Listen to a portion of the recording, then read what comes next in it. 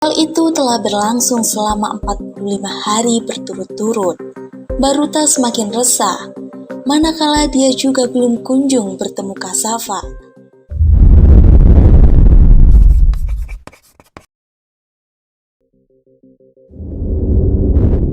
Usai kejadian Kasava, Baruta menguatkan langkah kakinya menuju kandang apel, menyiapkan diri untuk menghadapi gerombolan Lord Devon. Seperti hari-hari sebelumnya, dia memetik apel satu persatu dan menyetorkannya ke para pemburu. Tidak ada yang berubah. Baruta hanya disisakan satu buah apel, sementara satu keranjang apel miliknya diambil. Sayangnya, kali ini Baruta tidak melawan, membuat pemburu semakin merasa menang, terutama Lord Devon dengan suara tertawa kerasnya yang khas. Hal itu telah berlangsung selama 45 hari berturut-turut. Baruta semakin resah, manakala dia juga belum kunjung bertemu Kasava. Namun, dia kadang merasa lega ketika mendengar kabar Kasava dari Baron. Baron selalu mengatakan bahwa Kasava baik-baik saja.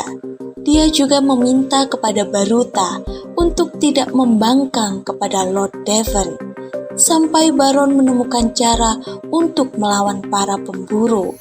Baruta duduk dan bersandar di pohon apel untuk berlindung dari teriknya cahaya matahari.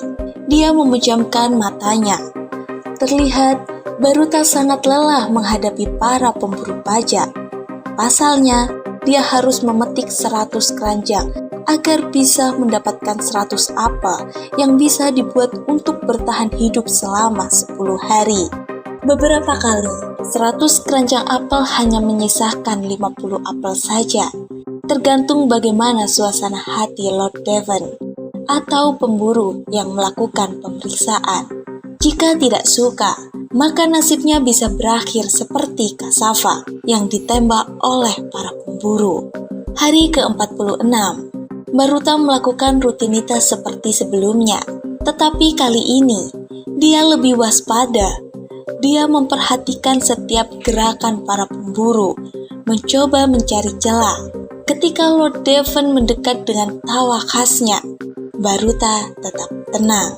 "Baruta, hari ini kau beruntung," kata Lord Devon sambil tertawa.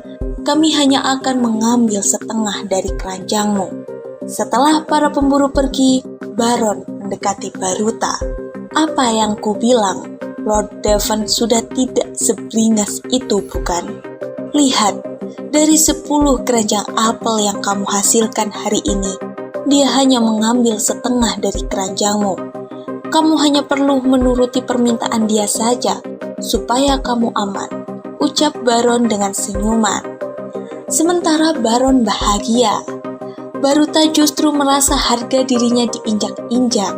Masalahnya, selama ini Lord Devon mengambil hampir seluruh hasil panennya.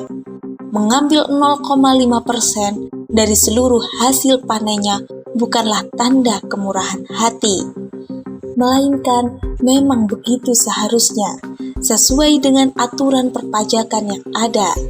Melihat Baron yang terlanjur bahagia, Baruta hanya mengangguk. Hari itu pula, dia memutuskan pergi ke kedai Bibi Sun. Dia ingin menceritakan segala kejadian yang dia alami selama ini. Baruta membuka pintu kedai dan melihat Bibi Sun sedang berbincang dengan Benito. Baruta langsung menghampiri Bibi Sun dan Benito. Dia memeluk keduanya dengan erat. Benito pun merasa geli dan meminta Baruta untuk melepaskan pelukan itu. "Aku merasakan hari-hari yang begitu berat akhir-akhir ini. Kalian tahu, Kasava diseret oleh Lord Devon tanpa peri kehewanan, dan sekarang aku tidak tahu dia di mana. Baron, si penjaga kandang itu tiba-tiba datang menjadi pahlawan," ucap Baruta tanpa jeda. "Shh, aku sudah tahu itu," kata Benito. Benito meminta agar Baruta tidak terlena dengan kehadiran Baron. Terlebih lagi, Baron adalah golongan manusia. Baginya, tidak mungkin seorang manusia akan membantu Baruta sampai sebegitunya. Mendengar ucapan Benito pun, Baruta menjadi terdiam. Tidak dipungkiri bahwa di dalam lubuk hati terdalamnya, Baruta mencurigai Baron. Meski begitu, Baruta masih membutuhkan Baron untuk membantunya. Lantas, apa yang harus aku lakukan? Tanya Baruta. Untuk saat ini, tetaplah menjaga jarak dengan Baron. Jangan sampai dia menjadi lebih dekat denganmu, Baruta. Kita tidak pernah tahu apa yang dia inginkan, ucap Bibisun. Baruta mengangguk pelan mendengar nasihat dari Bibisun dan Benito. Dia menyadari bahwa meskipun Baron tampak seperti sekutu, ada kemungkinan besar bahwa Baron lebih memihak kepada para pemburu, terutama karena posisinya sebagai penjaga kandang yang rentan terhadap tekanan dari pihak yang berkuasa. Baruta juga paham bahwa Baron, sebagai konsultan orang utan, berada di posisi yang sulit. Jika Baron terlalu menentang para pemburu seperti yang dilakukan oleh Baruta, dia bisa kehilangan izin konsultannya dan pada gilirannya kehilangan mata pencahariannya. Hal ini membuat Baron harus berhati-hati dalam bertindak. Seringkali lebih mengutamakan keselamatan dirinya sendiri daripada kepentingan Baruta. Bibisun dan Benito meminta Baruta untuk berusaha mengumpulkan informasi sebanyak mungkin dari Baron tanpa menunjukkan rasa curiga yang berlebihan. Dia juga mulai mencari cara lain untuk melindungi hasil panen para orang utan dari para pemburu.